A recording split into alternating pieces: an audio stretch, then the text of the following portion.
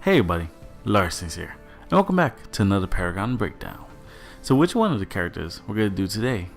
Honestly, I was due to a dilemma between two of the characters, but I think I picked the one I want, so let's begin. So, you ever played RPGs, you ever played Call of Duty, and you get some good stuff at the end game? I'm talking about like a good weapon at the end game, but you can only use it for like 2 or 3 levels. You ever get a mage and they get an ultimate move and they can only use it at the final boss? You get frustrated at that, kinda. I know there's a lot of RPGs like that, kinda like Final Fantasy. You get Meteor, but you can only use it in 3 fights. Like, what the fuck is that? Come on, right? But if you guys want to see some badass spells, look like a boss, and do some serious damage, then you'll be in for a treat, because today we're gonna do my little friend called Gideon. If you've been seeing the Paragon Wars, I've been playing with Gideon, but let's break him down today. So looking at his model, he looks awesome. I like the hoodie, the colors fit him. He looks like someone from Assassin's Creed if Assassin's Creed didn't ever use magic instead of just stabbing people in the back of the heads. But I love the way he looks, especially I'm looking forward to the skins he has, because the skins they have in Paragon with him fused with certain characters, he looks like a fucking boss, I tell you. So let's see what kind of stuff he comes out with. So Gideon, he has intelligence and corruption cards. That's only 2 cards he can use aside from universal. His base attack is at 2, which is not that great, but surprisingly he does a lot of damage, so don't let that fool you. His ability power is at 9, which is retarded. That means he does most of the damage through his abilities. His durability is at 3, means he's a little squishy, but trust me, you can build him to be a tank. And his mobility is a 7, meaning that Gideon is pretty fast.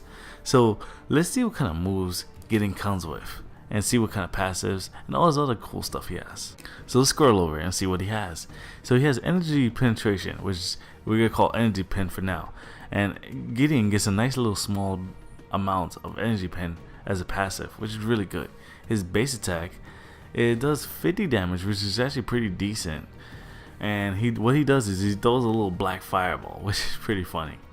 Now, his other move is called Tether in the game, and what it does is when you aim it, it kind of like somewhat locks on, but it really doesn't, and it shocks people for energy damage. It's like a little poison. It's kind of annoying.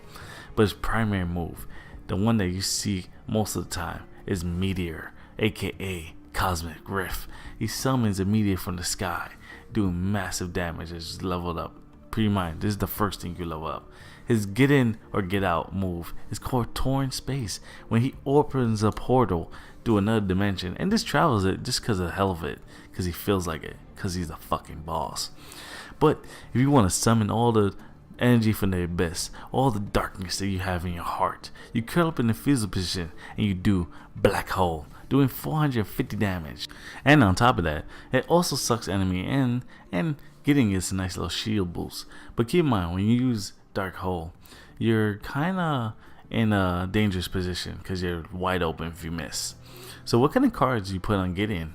Well, like I said before, you want to focus on cards with intelligence and corruption. Now, before I start, let me let you guys know right here, you can build Gideon however you want. Trust me, this guy is versatile to the max. I have him decked out, I'm talking about primarily on damage. He is literally in my game. I build him in my deck as a glass cannon. I'm talking about glass, like not even like paper, a paper cannon. This is how I build him. But keep in mind, you could put health on him, you could put mana regen, you could put all these cards on him, and Gideon is very effective no matter what you build on him. But I do recommend cards on energy penetration, attack speed, no. You put energy damage, cooldown time if you want, and mana. It's very effective. Trust me, Gideon's a beast if you know how to use him. You also want to make sure you have corruption and intelligent cards before you start. Let's see what kind of cards he has. So if you don't build a deck, you have 2 starter decks. One's caster, which is pretty much your mana and health. Gives you a little bit of damage, but mostly this is mana and health. This is for you to spam your moves. And assassin gives you less health, but a lot more damage. Well, not a lot, but a decent amount. but I'm gonna pick my deck because unfortunately once you pick a deck, you're stuck with it. So let's see his basic attacks and all his other moves. So this is your basic pack where you hurl your little black fireball. Now look at the range it has on this baby.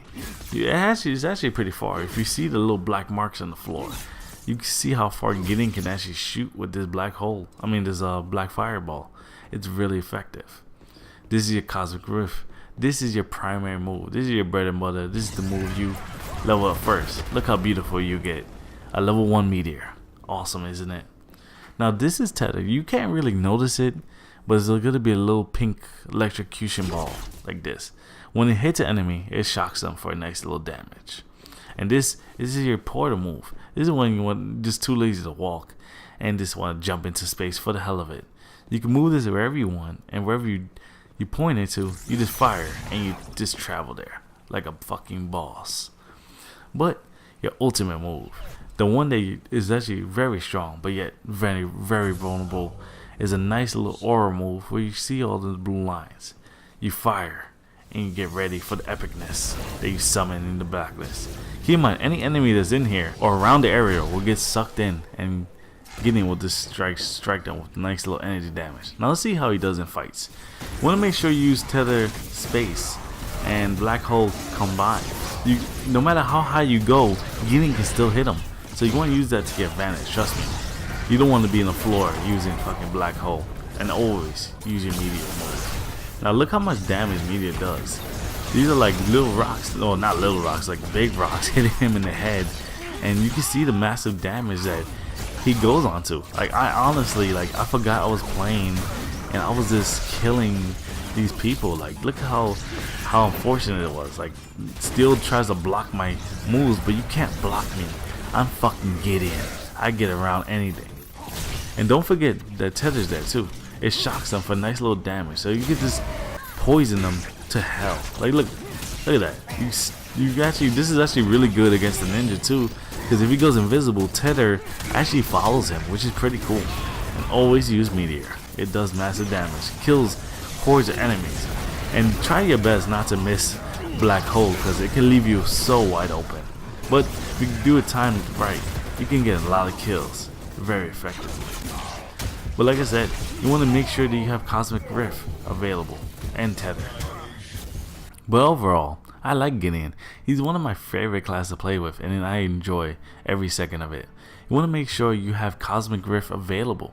This is your primary move. You can wipe out minions, you can hurt enemies, you can distract enemies while your allies come and flank them from behind.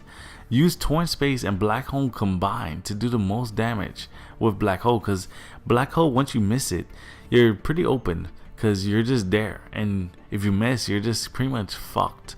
So you want to make sure you aim for the heavens and hit them with Black Hole, because no matter how high you are, Gideon will catch you. I recommend cards with energy damage, mana, and also some health. Because like I said, this guy can take, you'd be surprised. I've seen guys build him as a tank that he could do the damage and yet take the hits. So this guy is versatile. So don't let the stats fool you. This guy could take some hits. But like I said before, you want to make sure that you use Meteor properly, because it can wipe out a horde. Don't forget that Tether's there too, because it's not noticeable, but trust me, that little shock damage can distract enemies and do a lot of damage. And if you catch the ninja, even if he goes invisible, the Tether lines will find him and you can catch him off guard. But as we open a portal into the abyss, that means the breakdown's over. I hope you guys enjoyed what you see. If you did, hit that like button, subscribe to see more Paragon breakdowns, because we still got more characters to do. Share this with your friends if you think they enjoy this or they want to play Paragon with me. And don't forget that Paragon Wars is there too, and Gideon is going to be there. So always be looking forward to that. And don't forget to comment below just in case I forgot anything important about Gideon. But guys, this is me and Gideon, and we'll see you guys next time.